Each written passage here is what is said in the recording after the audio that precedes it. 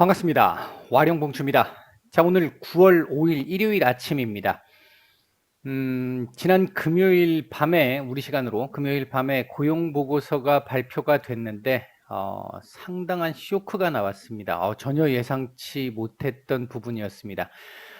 상당한 쇼크가 나와서, 이후에 이제 뭐, 테이퍼링과 관련해서는 어떻게 될 것인지, 그리고 이번 주 시장은 어떻게 될 것인지, 나름대로 제가 생각하는 바를 말씀을 좀 드려보도록 하겠습니다. 얘기를 들어보시고 도움이 되셨다고 생각되시는 분들은 구독, 좋아요 한 번씩 눌러주시면 감사하겠습니다. 자, 바로 들어가 보도록 하죠.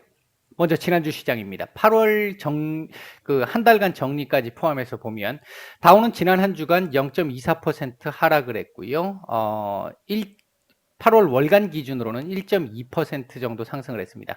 나스닥은 1.5% 상승에 월간 기준 4% 상승, 상당했죠, 이 부분이. S&P 500 같은 경우 0.58% 상승에 2.9% 상승, 이 부분도 대단했습니다. 이게 신고가 행진을 펼쳐왔다는 얘기죠.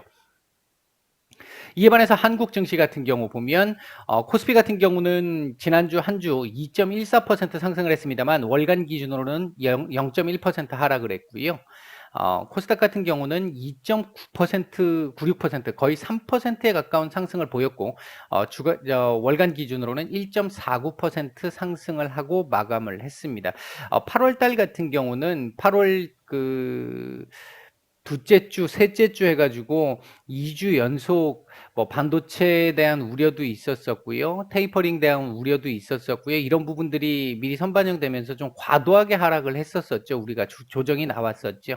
그리고 나서 8월 마지막 주부터 시작을 해서 이번 주까지 해서 조금씩 지금 회복을 해 나가고 있는, 반등이 나오고 있는 이런 구간입니다. 뭐 추세적으로 원래 놓고 따지면은 고용보고서가 거의 무난한 수준으로 나오게 되면서 전 고점 도전에 대한 모습을 해보는, 다만 조금 부담스러운 측면은 미국 시장이 너무 눈치 보기도 없이 계속해서 올라왔다라고 하는 부분, 이 부분은 좀 부담스럽다. 이 부분에 대한 말씀을 계속 제가 주중 동안 계속 드려왔었는데, 음, 여기에다가 이제 경제 지표가 혼조세를 보였었죠. 이번 주 나왔던 경제 지표들 좋은 것도 있었고 좋지 않은 부분도 있었는데, 뭐 무엇보다 일단 뭐 다른 거 다 차제해 두더라도 고용 보고서가 너무 심하게 쇼크가 나왔습니다.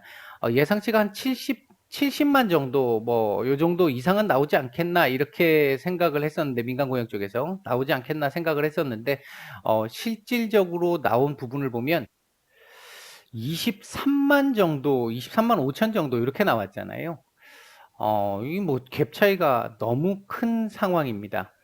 이렇게 쇼크가 나오면서 국채 금리 같은 경우가 이게 지금 되게 좀 어려운 구간에 지금 들어와 있는데, 사실 이렇게 고용 쇼크가 나타나게 된다는 얘기는 경기 둔화 우려를 반영하는 거잖아요. 델타 변이가 워낙 지금 확산세가 크다 보니까 이에 대한 이 우려감도 있는 부분이고, 실제 여기에 타격을 지금 받고 있는 부분인 것이고, 이렇게 되면 경제가 조금씩 둔화되고 있다라는 의미를 나타내는 건데, 국채 금리 쪽이 반대로 움직이는 현상이 지금 나타나고 있습니다. 이제 이 부분이 조금 시장에서도 지금 현재 지난 금요일 날, 미국 시간으로 금요일 날 시장에서도 좀 상반된 해석을 지금 보이고 있다. 대응으로 봤었을 때 미국 시장에서의 대응이, 미국 투자자들의 대응이 긍정적으로 보는 쪽과 부정적으로 보는 쪽이 지금 팽팽하게 갈리고 있다. 지표들이 지금 엇갈리게 지금 결과물들이 나오기 시작을 한다.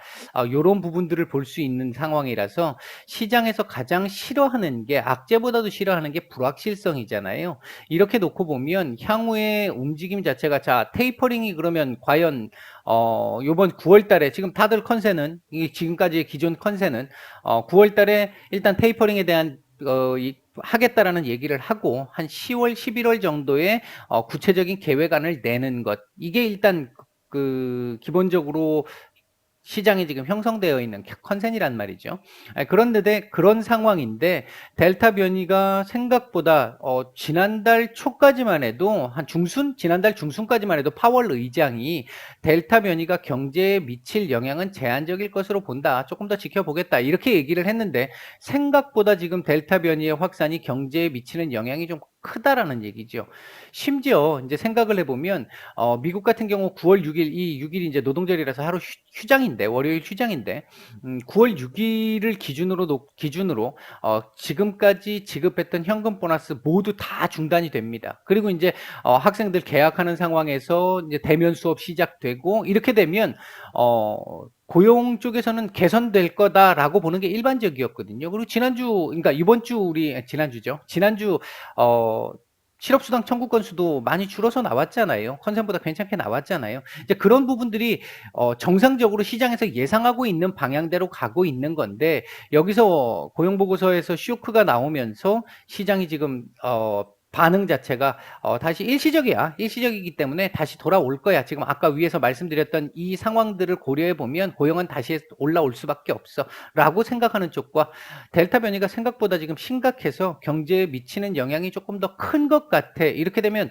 3분기 그러지 않아도 지금 미국 경제 같은 경우 3분기 피크아웃 우려가 지금 있는 상태인데 이 부분에 대한 우려가 더 커지면서 조금 더 불안해질 수 있을 것 같아. 이렇게 보는 쪽 지금 두 개가 상당히 팽팽하게 이 금요일 하루는 진행이 됐던 것 같습니다. 그럼에도 불구하고 전반적으로 금요일 미국 시장이 선방을 했잖아요. 뭐 혼조세를 보였는데 사실은 조금 크게 지금까지 올랐던 부분을 고려해보고 그리고 어제 쇼크 이후의 상황들을 일반적인 경우로 놓고 본다라고 한다면 떨어졌어야 정상이거든요. 뭐 최소한 0.78% 이상은 떨어졌어야 정상인데 정말 선방을 했단 말이에요. 이제 그 부분으로 놓고 따지면 이 말씀드렸던 두 가지가 지금 팽팽하게 시장에서 싸우고 있는 상태다.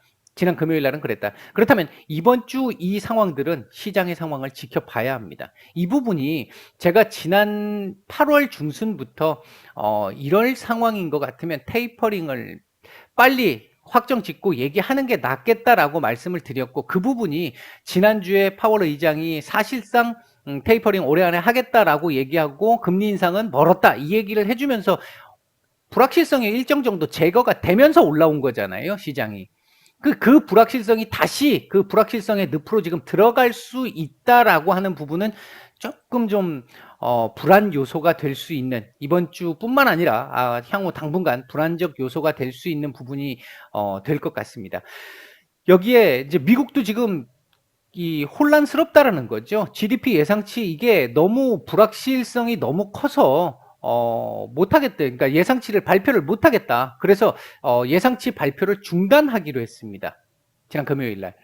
이런 부분들도 시장의 불확실성을 상당히 좀 키우고 있는 부분이다. 그래서 원래 제가 지난 금요일 날 장 마감 브리핑, 그러니까 마감 이후 무방에서의 브리핑도 그랬었고 저희 VIP방도 마찬가지고요. 그리고 영상에서도 제가 마감 영상은 안 찍었군요. 금요일 날은. 오전 영상에서도 제가 말씀을 드릴 때 고용보고서 서프라이즈 쇼크만 아니면 다음 주부터 무난하게 안정을 찾아갈 가능성이 높다 이렇게 말씀을 드렸는데 그 부분이 일단은 조금 달라질 수 있겠다라고 하는 부분을 말씀을 드릴 수밖에 없겠고요.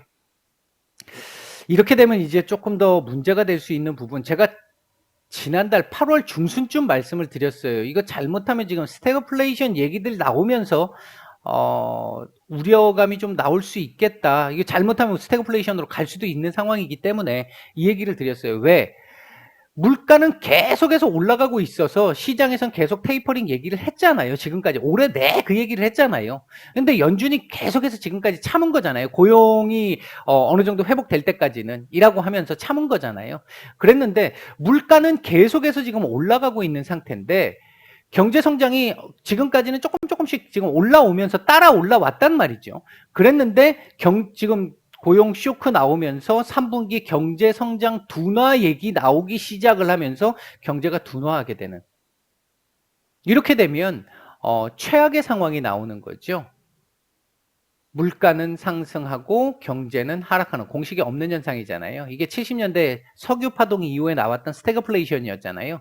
이 스태그플레이션이 이 당시에 70년대에 나왔던 이 스태그플레이션이 얼마나 큰 이 역할을 했었냐면 60년대 말부터 물론 그런 이제 조짐이 있었기 때문에 얘기가 있었습니다만 경제 정책의 패러다임을 바꿨잖아요. 다시 신자유주의를 출현시켰던 거잖아요. 어떻게 보면. 강화시켰던 거죠. 이제 그 부분으로 볼 수 있잖아요. 그만큼 시장의 패러다임을 바꿀 만큼의 디플레이션보다도 더 무서운 겁니다, 이게. 경제 정책을 쓰기가 애매하다라는 거죠. 물가가 올라가고 있으니까 금리하고 이거 올리면 되겠네라고 생각을 하고 올리면 되는 게 예를 들어 인플레이션이잖아요. 반대로 경기가 침체되고 있어. 침체되고 있어. 그럼 경기 부양해주면 되겠네. 재정 정책이나 통화 정책에서 부양시켜주면 되겠네. 이게 디플레이션이잖아요. 그나마. 근데 스태그플레이션이라고 한다면 경제는 계속해서 이 물가는 계속해서 올라가고 있는데 경제가 떨어지고 있습니다. 이거 어느 장단에 춤을 춰서 대안을 마련해야 될지가 어려워지는 상태가 될 수 있다는 거죠. 물론 지금 이 상황이 당장 스태그플레이션으로 간다라는 걸 의미하지는 않습니다. 제가 그걸 말씀드리는 건 아닙니다. 다만 그럴 가능성에 대한 얘기 제가 8월 달부터 그 말씀을 한 번씩 드렸는데 지금 이번 고용 쇼크로 인해서 이 부분이 조금 더 얘기가 나올 수 있겠다라고 하는 이 우려감이 시장에 조금씩 나올 가능성도 있겠다라고 하는 그 부분 때문에 말씀을 드린 내용이었다. 이렇게 보시면 될 것 같습니다. 아직 그렇다고 해서 너무 겁먹으실 필요는 없고요. 미리 이제 그럴 조짐에 대한 말씀을 드리는 겁니다. 물론 이거 미국에서도 지금 어제 그 얘기가 나왔잖아요. 드디어. 뉴스에서 한번 나왔었죠. 미국 쪽에서도 이제 이런 얘기가 나올 가능성이 있다라는 얘기가 8월 중순부터 제가 말씀을 드렸어요. 이 부분은 우려에 대한 얘기가. 자, 그 다음에 이제, 3번인데 잘못됐네요. 델타 변이의 확산. 확산세가 지금 조금씩 이제 이 증가세가 둔화되고 있죠. 우리나라 같은 경우. 미국도 아직 계속해서 지금 1일 확진자 수 계속 증가하고 있습니다. 근데 증가세는 조금씩 둔화되고 있는 듯한 느낌은 있습니다. 근데 이제 여기에 지난 금요일 날 나왔던 이제 뮤 변이 같은 경우도 미국도 지금 뮤 변이가 미국의 환자 차지하는 비중은 뭐 극히 적지만 한 2,000명 정도 된다고 하죠. 뮤변이가. 우리나라도 지금 뮤변이 외국에서 지금 그러니까 들어오신 분들 중에 한 3분 정도 지금 뮤변이가 발견됐다라고 하는 뉴스가 있었잖아요. 이제 그런 부분들 생각해 보면 아직까지 이제 조금 이 확산세가 얼마나 지금 꺾일지 여부를 아직은 더 지켜봐야 되는 이런 상황이고요. 다만 이제 요건 이제 이번 주 우리 얘기가 될 수 있을 것 같은데 사회적 거리두기의 완화에 대한 기대감은 좀 있습니다. 이제 다음 주부터 수도권 같은 경우 10시까지 영업이 가능해지잖아요. 그리고 뭐 10월부터 조금 완화시키겠다라는 얘기들도 지금 있었단 말이에요. 그럼 다음 주부터 조금씩 반영을 할 가능성도 있긴 한데 이제 뮤 변이나 이 델타 변이 같은 경우는 백신 접종률 계속해서 올라가고 있고 뭐 이런 부분들을 생각해 보면 나노코박스 얘기도 있었잖아요. 지금 뭐 당장 다 이번 주에 나올지 안 나올지는 모르겠습니다만 긴급 승인 나오고 뭐 지금 10월, 11월 안에 그 WHO의 긴급 승인을 받겠다라는 얘기까지 있으니까 이제 이런 쪽에서 기대감 정도 아직까지 뭐 구체적인 얘기는 구체적으로 실질적인 개선은 아니지만 이제 이런 부분은 좀 나올 수 있겠다라고 하는 시장에 긍정적인 부분이 될 수 있는 요인은 있겠습니다만 좀 긍정적인 것과 부정적인 것이 지금 상당히 많이 혼재되어 있는 상태다. 그리고 이제 드디어 지난주 외국인들이 이제 매수세로 돌아섰는데 이 부분이 계속 지속될 수 있겠느냐라고 하는 부분을 이번 주 좀 지켜봐야 될 것 같습니다. 자, 이번 주 주목해봐야 될 부분을 보게 되면요. 일단 경제 지표 쪽으로 놓고 보면 8월 PPI 있을 것이고요. 그 다음에 중국 8월 이 CPI 그리고 중요한 부분 요겁니다. 22 통화정책회의가 9일, 우리 시간으로 이제 목요일 날 있게 되는데, 리가르드 총재가 지난주에, 이 대규모 이 지원을 하는 이 부분이 그동안 이제 완화정책, 긴급 이 코로나로 인해서 나타난 부분에서 긴급 투자를 했었잖아요. 유동성 완화 정책을 펴왔었는데 그 부분을 지난주 얘기를 하면서 대규모 전체적인 지원, 지금까지 했던 그런 방식이 아닌 심각한 타격을 입은 분야 중심으로 지원을 하겠다 이런 얘기가 있었습니다. 지난달까지만 해도 내년 3월까지 지금의 정책 변화는 없을 거야. 혹시 더 안 좋으면 일어나는 속도가 더 느리면 그 이후까지 연장될 수도 있어. 이렇게 얘기를 했었는데 지금 한 달도 안 된 사이에 갑자기 크게 바뀐 거죠. 입장이 크게 바뀌었기 때문에 이번 주 22 통화정책회의에서 어떤 형태의 얘기가 나올지 이것도 조금 봐야 될 것 같습니다. 만약에 이쪽에서 테이퍼링과 관련된 얘기들이 나오기 시작을 한다면 전체적으로 미국 지금 유럽도 지금 물가 상승세가 크니까 세니까 만약 그런 얘기가 나온다라고 한다면 조금 더 복잡해질 수 있습니다.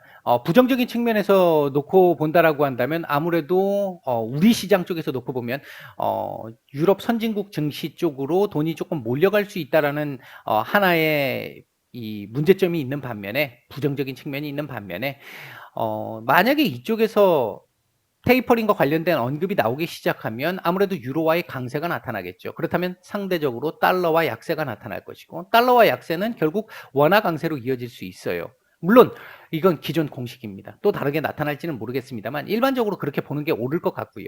그렇다라고 한다면 그쪽은 또 긍정적인 우호적인 부분이라고 볼 수 있습니다. 그리고 이제 베이지북도 발표가 있는데 이 베이지북 발표와 함께 다음 주 연준 위원들, 총재들이나 이사들 발언 상당히 중요할 것 같습니다. 이제 9월 이 FOMC에 어떤 결과물을 만들어낼지를 유추해 볼 수 있는 부분이기 때문에 이 부분 여느 때보다 훨씬 더 중요하게 받아들여야 될 것 같고요.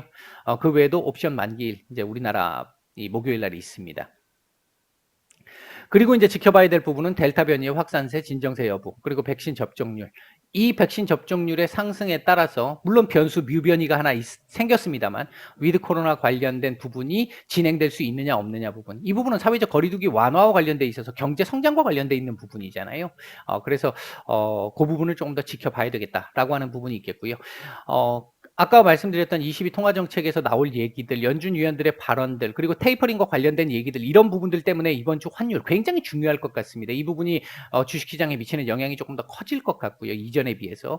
외계인들이 지난주 한 주 수급이 좀 들어왔는데, 이제 매수 전환을 했는데, 연속성을 보일 수 있느냐 부분 상당히 중요할 것 같고요.